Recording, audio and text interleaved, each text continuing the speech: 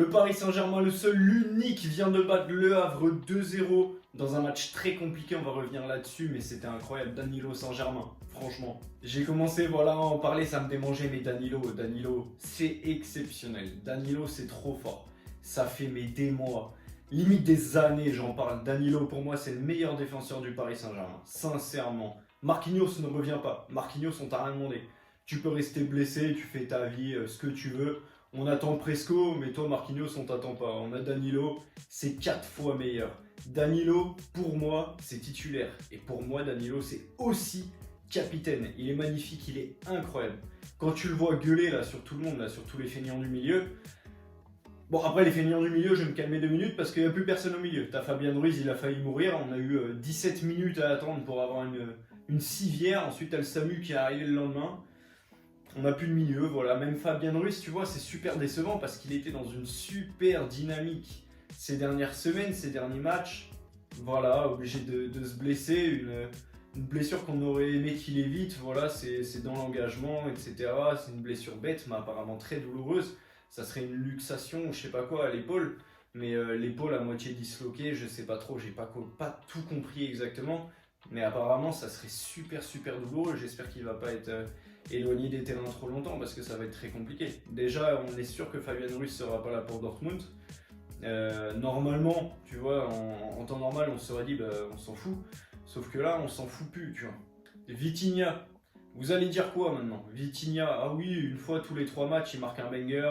C'est pas pour autant qu'il fait des bons matchs. Aujourd'hui, Vitinha, je suis désolé, a fait un très bon match. Il a été récompensé même par un but. C'était une prise de décision qui pour nous était un petit peu spéciale parce que moi je l'imaginais servir Ugarte quoi qu'il arrive avant de frapper. Il le fait pas, il prend la décision, il a de la réussite. Les grands joueurs ont toujours de la chance aussi quand tu pars par là. Mais ce soir, pour qui je me prends cet après-midi, ce début d'après-midi, ce midi, ce matin pour moi d'ailleurs, il y a quelqu'un qui m'a surpris, il y a quelqu'un qui m'a ému, c'est Arnaud Tenas. Arnaud Tenas, il porte bien son nom, mon pote. 6 parades, non 7 parades, ouais 7 parades. Incroyable gros, la double parade. Oh, c'était exceptionnel. Non, ce gardien a quelque chose. Déjà, balle au pied, il est titulaire au milieu, de toute façon, et ça change de Donnarumma gros. Ça change de Donnarumma. Donnarumma, c'est un petit coup de ventoline. T'es là, tu regardes si t'as de la pression artérielle vraiment correcte ou pas dès qu'il touche le ballon au pied. Non, avec Tenas, c'était tranquille. Il pourrait tenter un petit pont, je serais tranquille, au calme. Mais avec Tenas, ouais, c'était fou. Tu vois, c'était son premier match en pro, faut se dire. Tenas, c'est 100% de parade réussie et tous les matchs de sa carrière, du coup, on peut jouer sur les mots, ont été des clean sheets. Ce gardien est terrifiant. Franchement, ce gardien est terrifiant. Il a que 22 ans. Donnarumma, il est super jeune aussi. Pour moi, le débat est ouvert, déjà.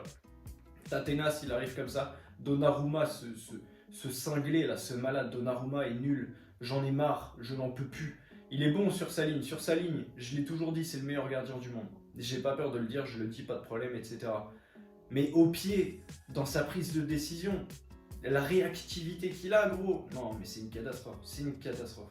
Je te jure, tu mets mon voisin dans les buts, il a plus de réactivité. C'est une dinguerie. Après, Mukiele, il l'aide pas aussi. Parce que, oui, Donnarumma, si vous n'avez pas vu le match, a failli tuer un joueur adverse. Avec le pied en hauteur, c'était ultra dangereux, c'était complètement débile. Parce qu'il est arrivé 10 minutes en retard sur le ballon. Mais Mukiele, pareil, il fumait une clope, là, il refaisait ses lacets, il le regardait jouer comme ça. Au bout d'un moment, un minimum de communication, voilà, quelqu'un prend une décision, j'y vais pas, on se regarde. Là, rien, voilà, t'avais un ballon, c'était sur un dégagement en plus, ils ont mis 45 minutes à capter d'ailleurs que c'était un dégagement, les commentateurs de Canal. Excusez-moi, mais sur un dégagement, non, il n'y a pas de hors-jeu. Enfin, vous auriez pu le dire avant, au lieu de faire spéculer des trucs et tout. Les gens ont dû avoir des faux espoirs de fou. C'est une faute, mais grossière, c'était immonde, dégueulasse, répugnant.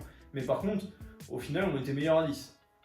Quand tu pars par là, Donnarumma, écoute, fais-toi expulser plus souvent. Surtout en Ligue des Champions, n'hésite pas. Si on rejoue des matchs aussi catastrophiques qu'on a fait comme contre Newcastle, écoute, n'hésite pas surtout à te faire expulser Donnarumma si ça peut réveiller les autres. Franchement, ta prise de décision, on la respectera.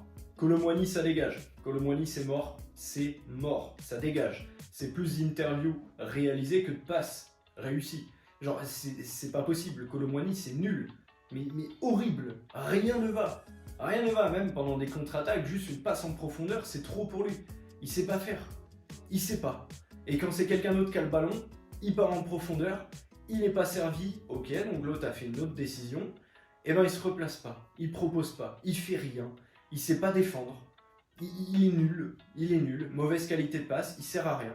C'est un sprinter de Bundesliga. Peut-être qu'avec l'équipe de France c'est très bien, etc. Je sais pas, machin chouette. Mais là, c'est pas possible. Et il attend quoi, Luis Enrique aussi, pour faire jouer Gonzalo Ramos? On a compris que Kolo Muani, c'est un sprinter et il court avec sa sacoche et son joint à la bouche. On a compris, pas de souci.